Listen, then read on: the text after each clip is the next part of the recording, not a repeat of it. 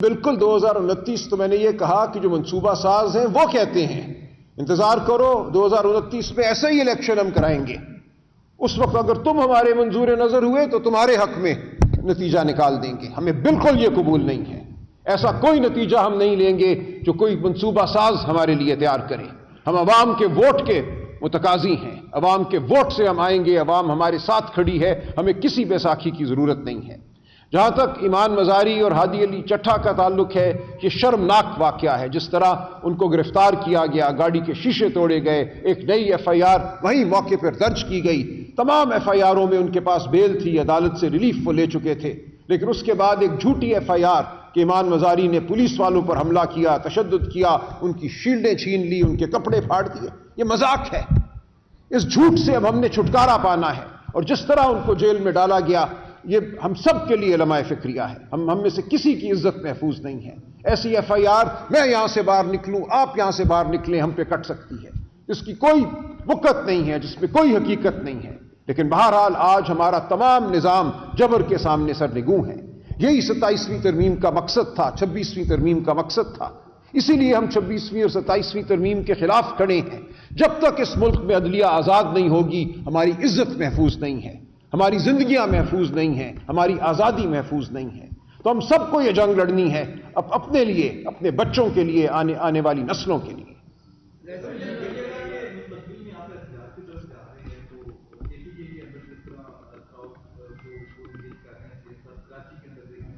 پنجاب کے اندر جو پنجاب کی لیڈرشپ ہے وہ گراؤنڈ پہ نہیں سنا ہو چکی ہے. آپ سمجھتے ہیں کہ بھارتیہ جنتا دل کی جگہ پہ کوئی ایسا لیڈرشپ دیکھے ہیں جو گراؤنڈ پر محسوس ہو راسلوں کو موبلائز کرے؟ دیکھیے یہ پارٹی کا ایک اندرونی معاملہ ہے. لیکن آپ یہ چیز سامنے رکھیے کہ پنجاب کے حالات وہ نہیں ہیں جو خیبر پختونخوا کے ہیں یا جو سندھ کے بھی تھے. سندھ ہم گئے، میں موجود تھا وزیر اعلیٰ سہیل آفریدی کے ساتھ. 3-4 دن ایک رات کے سوا ہمیں موقع ملا وہاں پہ عام سیاست کرنے کا، جو ہر انسان کا حق ہے کہ وہ مکالمہ کرے، اپنے ووٹر سے ملے، اپنے ووٹر کے ساتھ بیٹھے، اپنے ووٹر کے ساتھ چلے. یہ ہم میں سے ہر ایک کا بنیادی حق ہے.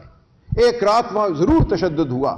باغ جناح میں ہمیں نہیں جانے دیا گیا، وہاں ہمیں سٹیج نہیں لگانے دیا گیا، سیل کر دیا گیا، ہمارے کارکنوں کو مارا پیٹا گیا، گرفتار کیا گیا. لیکن اس کے علاوہ جو 3 دن تھے، ہم نے وہی کچھ کیا جو ہر ملک میں دنیا کے ہر قوم کو جو حق حاصل ہے، جو انگریز کے دور میں بھی حق ہمیں حاصل تھا کہ سڑک پہ چلو، بات کرو، گفتگو کرو، اپنے جھنڈے اٹھاؤ. تو یہ آج پنجاب میں حق ہمیں حاصل نہیں ہے. آپ جانتے ہیں یہ بات. تو پنجاب میں ہم اسی لیے ہر شہری کو یہ کہہ رہے ہیں کہ جنگ آپ کو ہمارے ساتھ لڑنی ہے. ہم ضرور باہر آئیں گے. لیکن میں باہر آتا ہوں، کسی چوک پہ کھڑا ہوتا ہوں، چند منٹ میں گرفتار کر لیا جاتا ہوں، تو یہ ختم نہیں ہوگا معاملہ اس سے. یہاں تو یہی منصوبہ بندی ہے کہ جو باہر نکلے اس کو پکڑ لو، اسی وقت دبوچ لو. یہ جنگ عوام نے لڑنی ہے. ہم ضرور جیلوں میں جائیں گے، سینہ تان کے جائیں گے. لیکن عوام سے ہم یہ کہتے ہیں، اپنے ووٹروں سے ہم یہ کہتے ہیں کہ اپنے مستقبل کے لیے جنگ تم نے لڑتے رہنا ہے. کسی اور کا انتظار نہ کرو.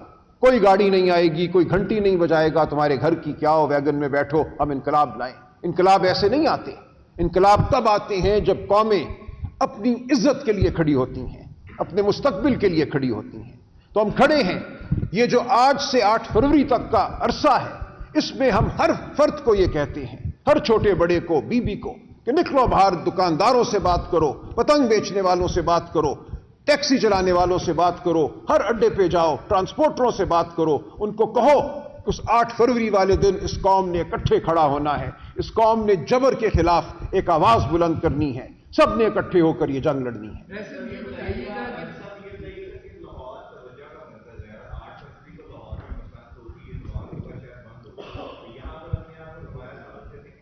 دیکھیں 8 فروری تو ایک دن ہے. آج سے لے کر 8 فروری تک ہم آپ کو متحرک نظر آئیں گے. یہ قوم انشاءاللہ آپ کو متحرک نظر آئے گی.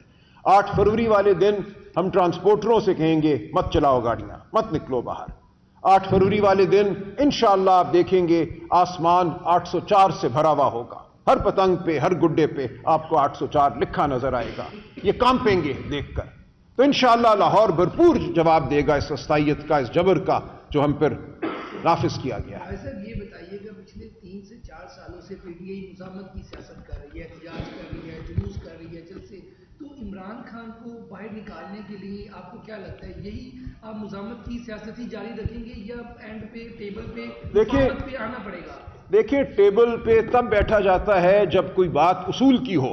اگر ٹیبل پہ بٹھانے کا مقصد صرف یہ ہے کہ بھول جاؤ 2024 کو، بھول جاؤ 8 فروری 2024 کو اور ہم سے منت کرو 2029 کی، ہم سے صرف یہی کہا جاتا ہے، جس کو یہ مذاکرات کہتے ہیں. ہم بیٹھے تھے ان کے ساتھ دسمبر 2024 اور جنوری 2025 میں، یہی کہا گیا ہمیں. ہم نے کہا عمران خان سے ایک ملاقات ہی کرا دو، کہا پوچھ کر بتائیں گے، پھر کہا نہیں ہمیں اجازت نہیں ملی. اور بات کون کر رہا تھا ہم سے؟ ڈپٹی وزیر اعظم. میں پوچھ کے بتاؤں گا، نہیں ملی اجازت. ہم نے کہا اچھا 9 مئی کے حوالے سے 26 نومبر کے حوالے سے شفاف تحقیقاتی کمیشن بناؤ. کہا بڑا اچھا آئیڈیا، ہم پوچھ کے بتائیں گے. پھر کہا نہیں وہ نہیں مانے، اجازت نہیں ملی. تو جب انہوں نے ہی بات کرنی ہے، انہوں نے ہی ہر فیصلہ کرنا ہے، تو ہم کہتے ہیں بامانی بات کرو. بات یہ کرو کہ کیسے تم نے پیچھے ہٹنا ہے، کیسے تمام اداروں نے اپنے دائرہ اختیار میں رہ کر کام کرنا ہے جو آئین نے دائرہ اختیار مقرر کیا ہے. یہ بات کسی نے کرنی ہے تو ہم بالکل کرنے کو تیار ہیں. یہ بات ہم نہیں کریں گے کہ کیسے مٹی ڈالنی ہے 8 فروری 2024 کے ڈاکے پر، یہ کوئی بات نہیں ہے. یہ بات ہم نہیں کریں گے کہ کیا ہم نے منظور نظر ہونا ہے 2029 میں. ہم الیکشن مانگ رہے ہیں، فوری الیکشن مانگ رہے ہیں. ہم کہہ رہے ہیں آنے دو عوام کو، عوام کی آواز کو ابھرنے دو. صاحب یہ جو آپ نے ابھی بات کی کہ آپ فوری الیکشن مانگ رہے ہیں، پی ٹی اے کا یہ مطالبہ ہے کہ الیکشن کروائے دیں. بالکل یہ مطالبہ ہے. دیکھیں جو تو ہمارے الیکشن لوٹے گئے تھے وہ تو آپ کے سامنے ہے. ہمارے مقدمات عدالتوں میں ہیں، جو عدالتوں کے ساتھ انہوں نے کیا. جو اسلام آباد میں ایک جج صاحب مقدمہ سن رہے تھے 3 حلقوں کا، ان کے ساتھ جو ہوا، ان کی ڈگری کو جعلی قرار دے دیا گیا 35 سال کے بعد. تو یہ تو پورے ملک کو پیغام دیا گیا ہے کہ اگر کوئی جج سچ کے لیے کھڑا ہوگا، سچ کی جستجو کرے گا، تو اس کو نشان عبرت بنا دیا جائے گا. تو یہ بات بالکل واضح ہے. اب ہم کہتے ہیں اس بیوقوفانہ عمل کو ختم کرو، اس جابرانہ عمل کو ختم کرو، آؤ ایک نئی شروعات کریں. میرا سوال موہن قریشی صاحب سے ہے. موہن قریشی صاحب کے حوالے سے اسما موہن صاحبہ نے حق عزت کا دعویٰ کر رکھا ہے. تو کیا آپ جو 4 کروڑ کا ایک جعلی نوٹیفکیشن کا جس پر آپ نے بات کی اور اس پہ مقدمہ درج ہو گیا، کیا آپ اس پہ غیر مشروط معافی کے لیے تیار ہیں؟ پہلی بات تو یہ ہے کہ انہوں نے ہمارے leader of opposition in national assembly, senate اور پنجاب اسمبلی کے اندر فالسیفائڈ کیسز کے اندر ان کو سزائیں دیں، ان کو ڈسکوالیفائی کیا. سر ان کا دل گردن کاٹنے سے بھی جب وہ نہیں ان کا دل راضی ہوا تو انہوں نے بولنے کے اوپر بھی پابندی لگانے کے لیے یہ سارا یہ ڈرامہ ہو رہا ہے. مجھے یہ بتائیں، آپ اس دن سب موجود تھے جس دن چیف منسٹر صاحب آئے ہیں. You be a witness. صحافی کا کام ہوتا ہے کہ حق سچ کی بات کو کم از کم اگر وہ کہیں تک پہنچا نہیں سکتا تو دل سے تو مانے. یہ جو ہماری اسمبلی پریمیسز ہیں، دروازے ہیں، ان کے اندر بیٹ رپورٹرز کو بھی اجازت نہیں آنے کی. کیا میں صحیح کہہ رہا ہوں غلط کہہ رہا ہوں؟ جب بیٹ رپورٹرز جو کہ یہیں کے لیے نامینیٹڈ ہیں ان کو اجازت نہیں ہے تو وہ 100 بندہ کون تھا؟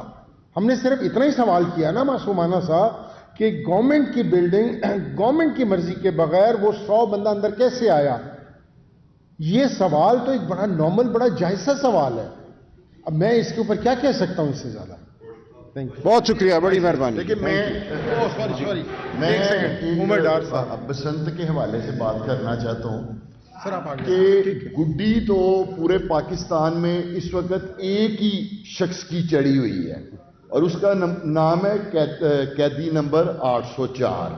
اور یہ جو پنجاب حکومت نے 8 فروری کو خاص طور پر بسنت اناؤنس کی ہے، یہ انہوں نے ایک تحریک انصاف کی جو کال ہے اس کا کاؤنٹر کیا ہے 8 فروری کو. لیکن لوگ بسنت والے دن لاہور کے لوگ جو ہیں، حکومت نے جو 8 فروری کو الیکشن لوٹا اور اس کے بعد جتنی غلط پالیسیز انہوں نے بنائی ہیں اس کا احتجاج انشاءاللہ تعالی آسمان پہ نظر آئے گا. جس طرح سلمان اکرم رائی صاحب کہہ رہے تھے، گھر گھر سے پتنگ اڑے گی. قیدی نمبر 804 کی لوگ اپنا احتجاج جو ہے وہ پتنگ اڑا کر رجسٹرڈ کرائیں گے. اور میں اس حکومت سے کہنا چاہتا ہوں کہ آئیں تحریک انصاف کے ساتھ آپ پتنگ بازی میں بھی میچ کر لیں، پیچ لڑا کے دیکھ لیں. ہمارے اپوزیشن لیڈر بھی یہاں کھڑے ہیں، لیکن شرط ایک ہے کہ ڈور جو ہے وہ فارم 47 کی نہیں ہونی چاہیے. ہمارے ساتھ تحریک انصاف، اور ہم ان کا مقابلہ زمین پر بھی کرنے کے لیے تیار ہیں اور آسمان پر بھی کرنے کے لیے تیار ہیں. بہت شکریہ، تھینک یو.